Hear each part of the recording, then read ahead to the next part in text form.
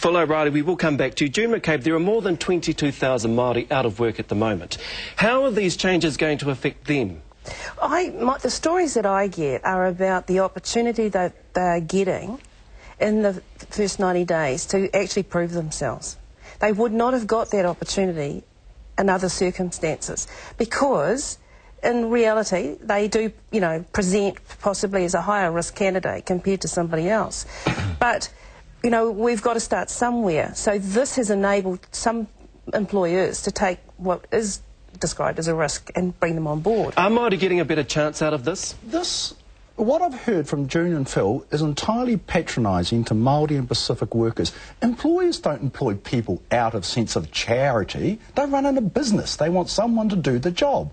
And Māori Pacific Islanders, like anyone else, is up to it. Employers sort of make those decisions. This will make no difference about that. What it does, it intimidates and controls. And Phil would know, and all of us actually in the real world, we know I deal with the bottom end of seeing the cowboys and how it is misused. So, of course, I come from that bent.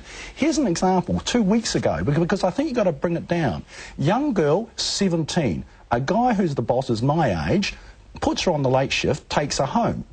Right, starts asking personal questions. She says, I don't want to talk about my personal life. He goes, oh, well, I'm just being friendly. Next day she turns up to work. She gets the sack and not given any reason. The employer claimed it under the 90-day rule because he employs less than 20 staff. That's actually, with young kids and vulnerable people, that's exactly what's going to happen, and it happens now. It is an outrage. It's the only part of society where people get no rights. This is anti-worker, but it's going to affect Māori and Pacifica people and young people and migrants. Migrants are exploited to the max already. This will actually allow this to be carte blanche, and employers don't have to give a reason. They just say, oh, it's not work, we're working out. And what is a form of slavery, is bringing in a feudal system, is what we're training our workforce, Kiwi workers, you keep your head down and suck up. At any moment, under this new legislation, 100,000 Kiwi workers are going to hang by their job, by the whim of some boss who doesn't like them or doesn't like their colour of the eye. It is actually a turning point. I think that key, unfortunately, is doing the bidding of guys like Phil, and Wellington, not this Phil. And, but on the one hand we talk minority and the majority. Look, on the one hand we talk about the majority, and then on the other hand we're talking about the minority.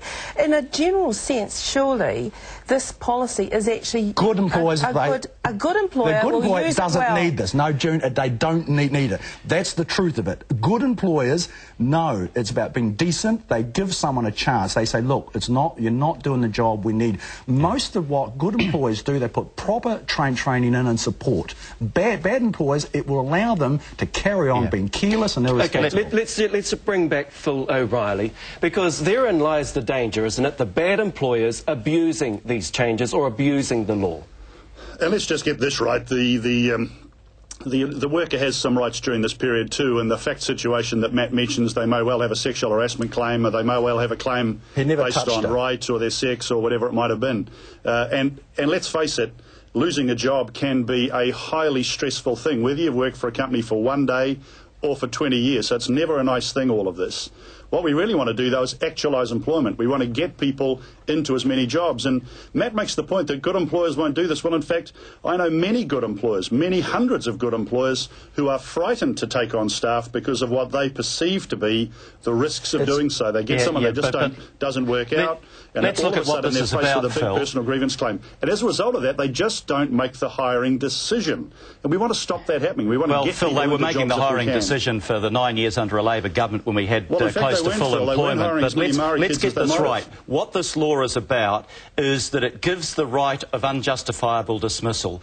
A worker, a Kiwi worker out there can be sacked for no reason, no good reason, or for a very bad reason, and they've got no comeback. That's wrong. It's wrong basically in principle, and it's wrong to make workers even more insecure in their work than they are already with high unemployment. And this is really kicking the worker when the worker is down. The unemployment is up, they've got less chance to negotiate a decent wage, to get into a job, and now you're making them even more insecure. This started 90 days for the small workforce. Now it applies to everyone. Then Federated Farmers is saying 180 days. It's the thin edge of the wedge. This is taking away basic rights that New Zealand workers have fought for 100 years, and you know that's wrong. Phil Goff, let me ask you, if Labor gets back into government, you want to repeal the law? Oh, absolutely. We had perfectly good industrial relations in the 9 years of the Labor government without this sort of draconian legislation that takes away the right of any worker who's dismissed to say, I've got some comeback if the person has done that for the wrong reason and it was unfair. What happens, though, if the law works? Say the law works. Will you still repeal it? Well, yeah, we know that it doesn't work. We saw on Television 1 on Friday night cases of people who were told you're down the road, the employer takes them on, pretending it's a long-term job, end of 90 days, well, I don't need you anymore, you're gone. That person is left with no rights. We know that's being abused. We know that the people who are the most vulnerable will be the bulk of the victims of that. We know that if you want to get a full employment situation, it's about skill training, it's about research and development, it's about the right investment, it's about getting our savings up. It's not about taking away workers' basic rights. June McCabe, do you think like the likes of Phil Goff, Matt McCarten are just scaremongering? I think that there's the arguments around unfair dismissal can be valid. I mean, you can't deny that people are going to be bad. There will be bad employers. I mean, that is a fact. I mean, there are bad people everywhere. I think the key and it's the point that Phil's making that I believe in, it's how do we get that economic engine really roaring and really tuned, highly tuned. And in reality, employment processes they are compliance driven and they are costly and they do tend to put employers off. And I guess I see if this generates more... Let's not have any laws. No, let's just let anyone do, because that's what you're suggesting. No, I'm suggesting that if this is a way of stimulating more business activity and productivity, it's training. It is. It's training, equipment, but research. At the other end of the scale, I do not support unfair dismissal. I mean, that is not appropriate. Well, this is what this will do, though. But that allows it, June. That's our problem. It means that anybody in their first 90 days of work can be sacked for a bad reason, and they've got no redress to that, and that can't possibly be right. Look, if there's a problem with how the personal grievance procedure works, address the problem, but don't take away your right or my right or Matt's right or anybody's right if they're unfairly dismissed not to have a comeback and say, I've lost my job, I've lost my livelihood, I've got a right to ask why, and if the reason's not a good one, to get compensation. That's a basic human right. We have to leave it there, unfortunately, but I do thank you all for coming in, Phil Goff, June McCabe and Matt McCarten. And Phil O'Reilly, thank you also very much for joining us in Wellington.